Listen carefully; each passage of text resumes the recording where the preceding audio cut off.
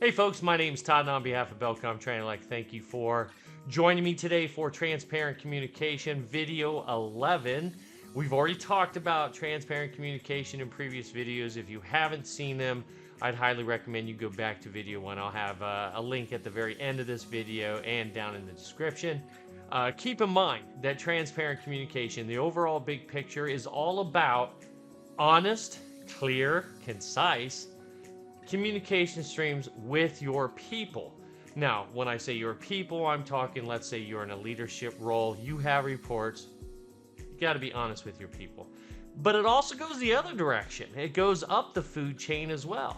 Reports should set the example as well by setting clear, honest examples of communicating with their bosses, their managers, supervisors, directors. You know the routine all the way up through the food chain. So communication goes both ways. Transparent communication goes both ways. That's been the theme of this discussion since video 1, and I think everybody would agree, yeah, that makes sense. But then you add the gossiping issue to it, and that's what we're talking about today. Gossiping. Nobody likes it. But in secret places that we don't want to talk about, we kind of like, really? I didn't know that. Oh my goodness. Gossiping and gossip in the workplace should not exist. But that's in a dream world. We all have seen it in action. We know who the gossipers are in our workplace. And I personally feel that you don't want to be seen with the gossiper. Because if you're seen with the gossiper, then other people will think you are a gossiper. So, oh man, this is such a chase your tail moment, right? Some people like to hear the gossiping. I get it. I understand that. But you really should not support gossiping in your work environment. And I'm talking to you, leaders. If you have people that are gossiping on your team, for example, if a gossiper comes up to you and says, hey, did you hear about blah, blah, blah? That is actually the exact opposite of transparent communication, because the way they're telling you, what they're telling you, implies that they're telling secrets, okay? Which is the, again, exact opposite of transparent communication.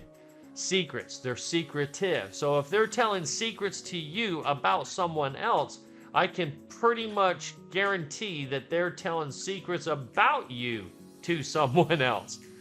That just sets up a hostile workplace. It really does. And when that starts, it just causes a bad situation. There's friction that's going to start building up. It's not going to end well. Okay.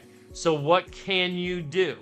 What can you do to stamp out the gossiping aspect of human nature at the workplace? Now, are you going to be able to stop the gossiper from gossiping elsewhere? You have no control what they do when they leave. But at work, that's where I'm focusing right now. If you are in a leadership position, you should instigate a zero tolerance policy. We're not going to tolerate that here. Let it be known. Okay, that absolutely has to happen. You need to talk to that gossiper. I call the gossiper out, and I call him out this way. If you are a gossiper and you come up to me, and I'm going to hear about it, and you go, hey, did you hear about Bob? And I can tell where it's going. I'm like, no, I haven't heard about Bob, and why do you think I want to know? I'm not being rude, but I am calling him out, and if you've never done that before, try it. It's kind of humorous as to what happens next. Typically, that gossiper goes, well, I thought you would want to know. No, you don't have to be rude. Just say, no, I don't want to know, and walk on. That is a very passive approach to dealing with a gossiper. You're telling them, I don't want to hear it. Don't talk to me about gossiping. And if you do that a few times, you're going to be marked as don't go and gossip to that individual. Are they still going to gossip to other people? Yeah. And by the way, you don't have to be in a leadership position to pull that. Could be somebody else on my team. I'm a report, they are a report. Hey, did you hear about Sally and Bob? No, I didn't. And why do you think I care? I don't want to hear it. address them directly. No, this is not acceptable. And in the end, look at that last bullet point. Set a positive example. Regardless of where you are in the food chain, whether you are in a leadership position or if you are a worker bee like me, if you expect people not to gossip, then don't gossip yourself. It's that simple. Be the person that you expect them to be. Gossiping is a horrible thing. By its very nature, it is designed to tear down, not to build up. So folks, if you have gossiping going on your team,